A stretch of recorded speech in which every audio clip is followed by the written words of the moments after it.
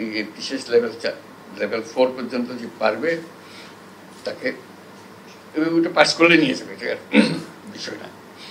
কাজে আমি বললাম যে তাহলে আমরা বসে আছি, কারণ তাকে একদম জাপানি ভাষা শিক্ষক আর চলে যাক সেখানে, তারা বলতেছি নিয়ে যাবে।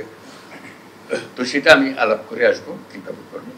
আমি যে প্রথমে আমরা 1 লক্ষ ছেলে মেয়ে টার্গেট করব এবং ওদেরকে বলবো শিক্ষক দাও, অথবা এখানে যারা শিক্ষকতা করতে পারে যে দিতে পারে, যেভাবে হোক আমরা শিক্ষক জোগাড় করবো। ক্রমে ক্রমে এরকম যেটা শুরু করলাম ওইটা ওইভাবে শুরু হবে, আস্তে আস্তে একটা শুরু হবে। এবং একবার শুরু হলে বলছি না, থামবে না, যত দিতে পারেন আমরা দিতে থাকবো। আপনাদের সংখ্যা আমি 1 লক্ষ দিয়ে শুরু করতে চাচ্ছি, 1 লক্ষ টার্গেট করে, 1 লক্ষ তো রাতারাতি হবে না, আমরা শুরু করবো হয়তো 200-500 দিয়ে শুরু করবো, আস্তে আস্তে আরো 1000 হবে, লাখ হবে, ইত্যাদি ইত্যাদি যাবো।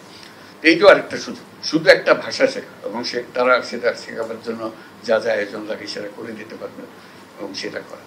এটা যে কত রকমের সুযোগ আছে এটা একবার করতে পারলে এই ধরনের কাজ তরুণ উদ্যোক্তাদের নিয়ে আমরা বহুদূর যেতে পারি। সেটা জানিয়ে রাখলাম।